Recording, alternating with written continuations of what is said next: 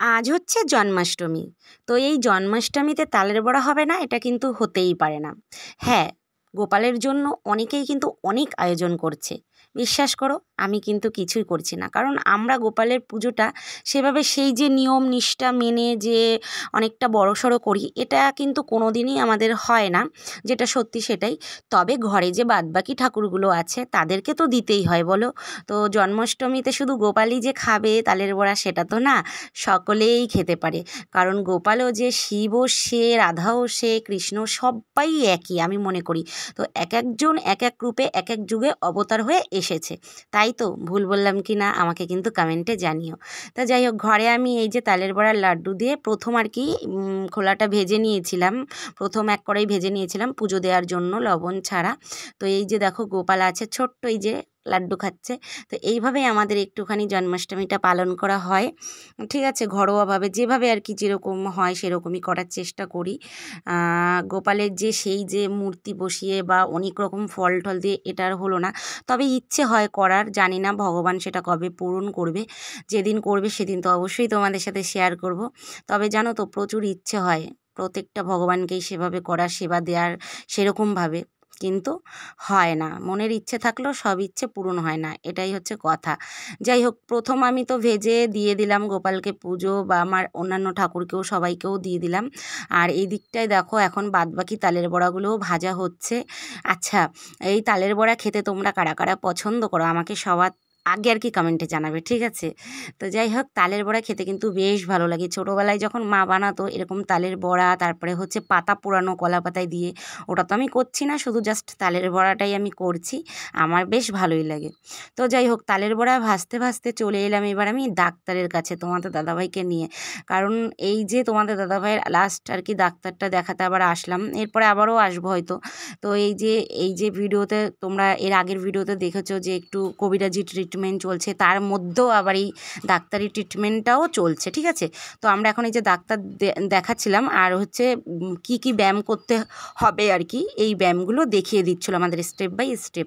তো সেই ব্যায়ামগুলোই আমরা দেখলাম, আর নাম লিখিয়েও ছিলাম আগের দিন, ঠিক আছে? তাড়াহুড়ো করেই খুব চলে এসেছি। তো জন্মাষ্টমী সকালবেলা উঠে এত কাজবাজ সেরে, মানে সেই কাজগুলো তোমাদের ঠিকমতো শেয়ার করতে পারিনি, কারণ একটা তাড়া ছিল তোমাদের দাদাভাইকে নিয়ে আবার ডাক্তার দেখাতে আসতে হবে, তাই।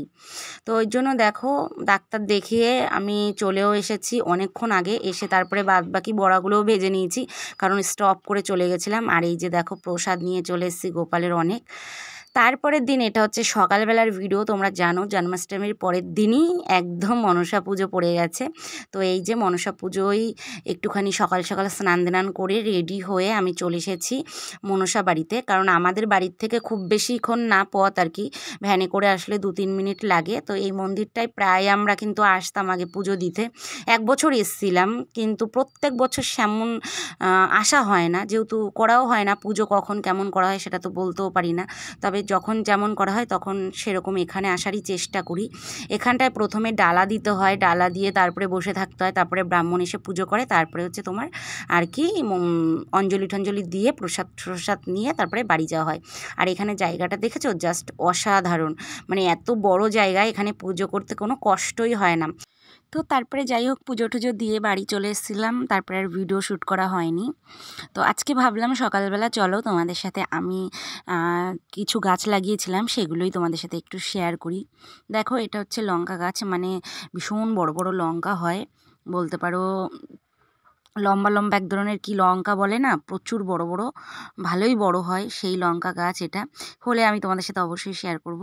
তো এই লঙ্কা গাছটা না খুব সুন্দর বড় হয়েছে, এইটুখানি একটা চারা এনে লাগিয়েছিলাম। আর এই যে দেখো কি যে ধরেছে এই ডালে, আমি মানে বুঝতে পারছি না, কাঠি দিয়ে ছাড়িয়ে দেবো কীরকম যেন একটা মানে গায়ে গিনগিন করছিল আমার। তো যাই হোক, একটা কাঠি দিয়ে আমি পরে ছাড়িয়ে দেবো, এই একটা ঠালেই ধরেছে। আর এত সুন্দর ফুল হয়েছে, ফুলগুলো বৃষ্টিতে ঝরে ঝরে পড়ে যাচ্ছে, থোকায় থোকায় ফুল হয়েছিল।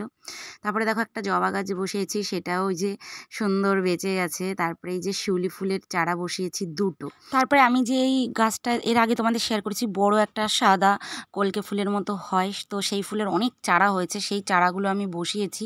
তারপরে এখানে দেখো একটা, এই যে টাকা আসবে এই গাছটা লাগালে নাকি আমি শুনেছি। তা জানি না, আমি এই গাছটাও বসিয়ে দিয়েছি, বেঁচে গেছে। আর বর্ষাতে মোটামুটি যাই বসাচ্ছি না কেন সবটাই হয়ে যাচ্ছে।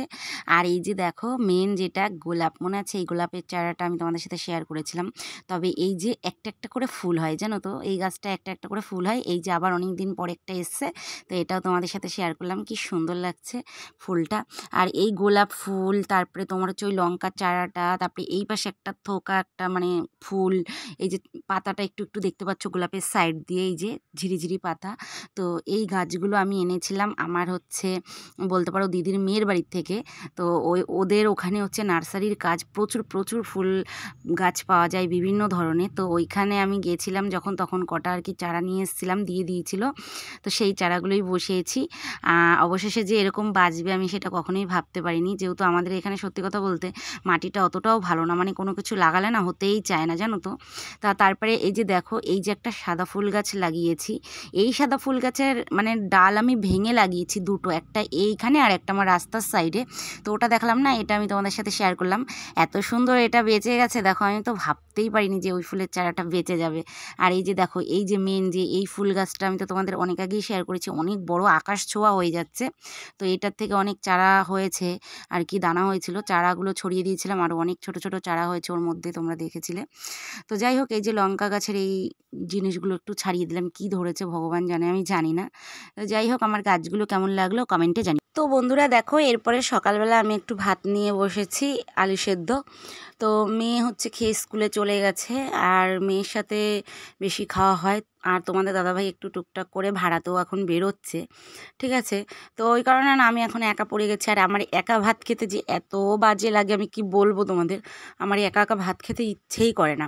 কিন্তু ওই যে সব দিন তো সমান হয় না, বেশিরভাগই একসাথেই খাওয়া হয়। কিন্তু যেই দিন ওই যে সময় হয় না, একাই পড়ে যাই, সেই দিন আমার ভাত একদমই খেতে ইচ্ছে করে না। তো এরকম খাটে বসে বসে আকাশের দিকে তাকাই, অনেক কিছু ভাবি আর ভাত খাই। তো এইভাবেই কিন্তু আমি ভাত খাই, যখন আমি একা একা ভাত খাই না তখন আমি এইভাবেই ভাত খাই। মানে আকাশের দিকে তাকাই একটু, আবার খাই, আবার একটু আকাশের দিকে তাকাই, মানে প্রকৃতিটা দেখে দেখে খাই। এভাবে খেলে আর কি খাওয়া হয়, নাহলে খাওয়া হয় না বুঝলে। একা একা ভাত খাওয়া ভীষণ একটা কষ্টকর ব্যাপার।